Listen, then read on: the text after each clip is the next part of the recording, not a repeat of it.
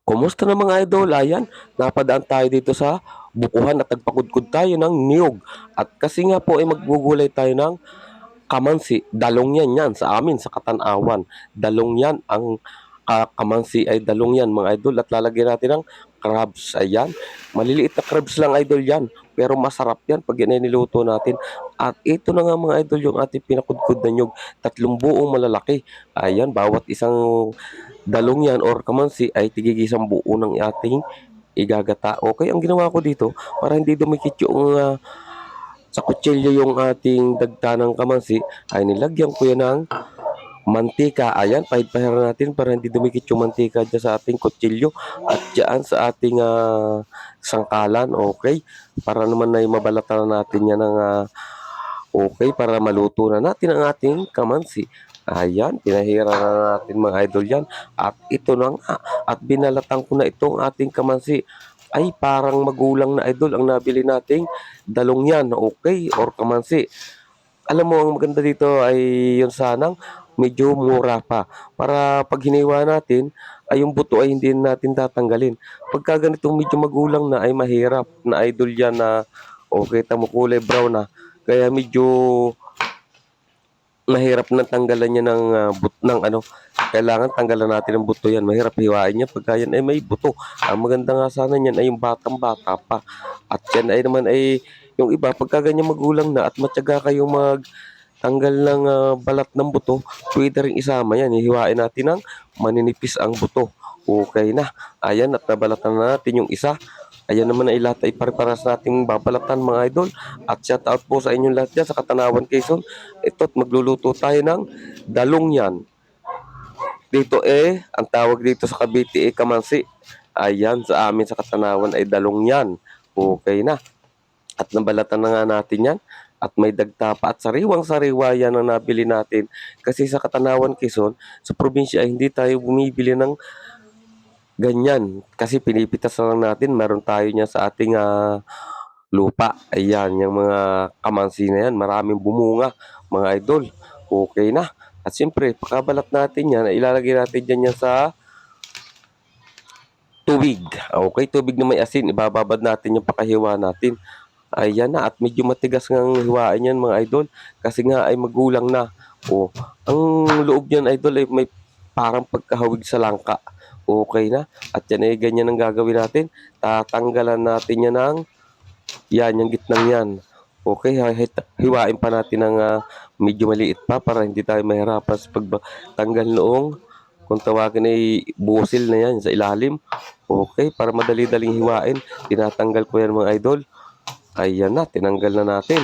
At nung matanggal na natin, ay siyempre, hihiwain natin yan ng medyo maninipis. Ayan. Okay, tama idol, magulang na talaga yung buto. Pero yun mamaya, ay pagtsatsagaan natin na tanggalan niya ng ng balat yung buto. At magsasama rin tayo idol niyan. At masarap din niya sa ginataan niya. May buto ng kamansi na yan. Okay na. Ayan, natatanggal na ang mga balat sa buto. Okay, kulay brown na yung kanyang balat. Ayan na, at nahiwa na nga natin lahat yung ating kamansinan or dalong yan. Okay, sinama natin yung buto mga idol. Mapapansin nyo, nandiyan sa ibabaw. Oh, hiniwa ko mananipis. At ito naman yung ating nyug. Umpisa nating magpiga. Ayan, nahugasan na natin yung ating kamansi. Pinatulo na natin yan. Para sa ganun na wala siyang tubig pag ating niluto. Okay, ang ginagamit ko sa pagpiga idol ng unang piga ay naglalagay ako ng kaunting mainit na tubig para yung gata niya ay talagang mapalabas natin ang kainaman. Ayan na, yung ating kakang gata nga, yung ating pampalapot. At ito na yung ating pangalawang gata na gagamitin natin sa pagluluto ng ating kamansi. Okay na. At ngayon, siyempre naman, tapos na tayong magpiga niyan, ay maglalagay na tayo niya ng nagisa na tayo ng luya, bawang at yung ating sibuyas. Ay, iba pa mga idol ang boses ng Kuya Nelson na talagang matagal-tagal tayong hindi nakapag-upload kasi nga ay talagang dinatngan tayo ng hindi kagandahan. Usong-usong idol ngayon yung mga sakit-sakit na yan. Okay na. At ngayon, medyo nakaka-recover na tayo mga idol kaya tayo nakapag-vlogs na. Ayan, siyempre ilalagay natin diyan yung alamang. Yung bagoong alamang ay ilalagay na natin. Masarap yung bagoong alamang na yan yung nabibili sa mga sari-sari store. Yan yung luto na. Pwede ng pang-ulam yan. Yung ganyang alamang. Kaya lagi ginisa-gisa ko rin dyan, idol. Para naman mabango. Oo, napakabango na talaga, idol. Talaga naman, halo-haloin natin ng pagayon at papagarni. Ay, talaga naman. Pag hindi ka naman talaga ginutom, ay talaga namang napakabango na rin aking nilulutong are. At ilalagay ko na dito yung ating pangalawang gata. Yan, pakukuluin natin yung ating pangalawang gata. Siyempre, pag kulo na yan, isusunod na rin natin dyan yung ating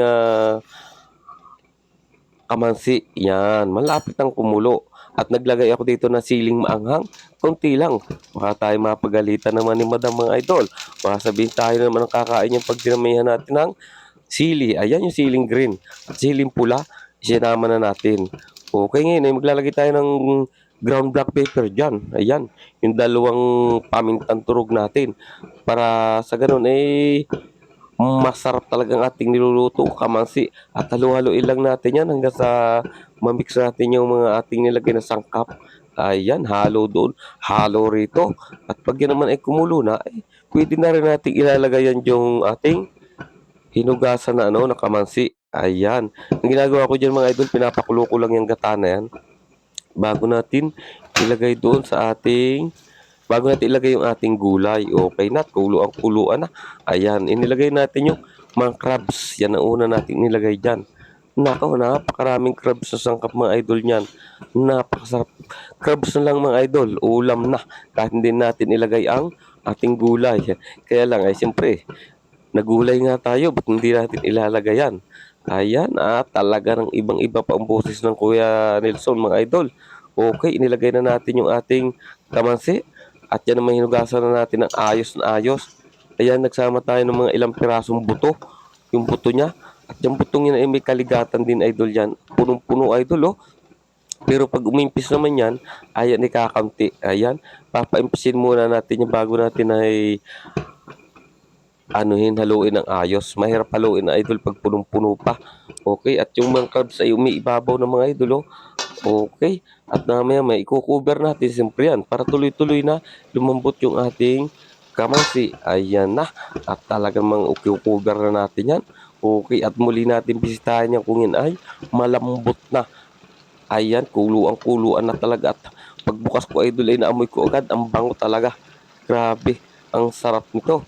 Nami-miss natin ito. Ilang taon na rin tayong hindi nakakain ng gulay na kamansi or dalong yan. Ayan. Okay, baka hindi alam nung iba ang dalong yan. Kaya siyempre, ang dalong yan po ay iisa yan saka yung ating kamansi. Tingnan natin yan kung malambot na. Pagka malambot na yan ay siyempre talaga namang baka maglagay na tayo ng dyan, kakanggata. Yung ating pampalapot na kakanggata. Okay na. Talaga namang marami-rami pa idol sauce. Kailangan ay medyo paigahin pa natin ng kanti yan bago ilagay natin yung kakanggata. Pero okay na rin yan, mga idol. Ayan, naglagay tayo ng patis. Tantsahan lang ang paglalagay natin ng patis dyan. Kasi pag tayo araw-araw nagluluto, tantya na natin yung ating mga inilalagay na panimpla dyan kung gaano karami. Ayan, haluin natin at para yung nasa ilalim ay mapaibabaw. At yung nasa ibabaw ay mapailalim mga idol. Okay na. At crabs pa lang, ulam na yan mga idol. Pero pwede rin ditong isahog yung baboy or daing. Ayan. Napakasarap ng daing at ikinover natin yan muli. Okay.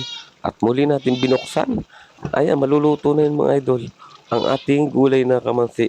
At yan mamaya-maya ilalagay na rin natin yung ating iba pang mga panimpla. Siyempre maglalagay tayo dyan ng kaunting pampalasa. Kasi wag naman sobra. At pag napasobra yun, medyo hindi na rin maganda sa ating katawan yan. Ilagay na natin yung ating pampalasa na yan. Alaman na kung ano mga idol yung pampalasang yan. Okay na. At yan ay sa ilang sandali lang ay ilalagay na rin natin yung ating dyang kakanggata. Yung ating pampalapot. Lalo na kung lulo. Mas malapot. Yung mga idol. Ang tawag dyan ay kakanggata. Pampalapot. Ayan, shout out po sa mga kung nasaan pong lugar tayo dyan.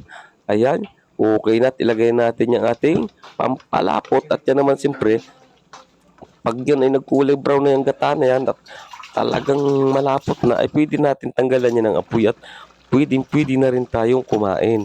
Okay, ganyan lang ako magluto ng, kamansi mga idol or dalungyan sa Katarawan, Quezon. Ayan sa aming probinsya, dalungyan. Okay, ay puwedeng-puwede na talaga mga idol kumain at luto na nga yang ating gulay. Ayan idol at malapot na talaga. Puwedeng-puwede na tayong kumain at luto na talaga yang ating, gulay na yan. Okay na mga idol at, thank you for watching mga idol at ang gusto ko niyan ay may sauce na kaunti. Okay.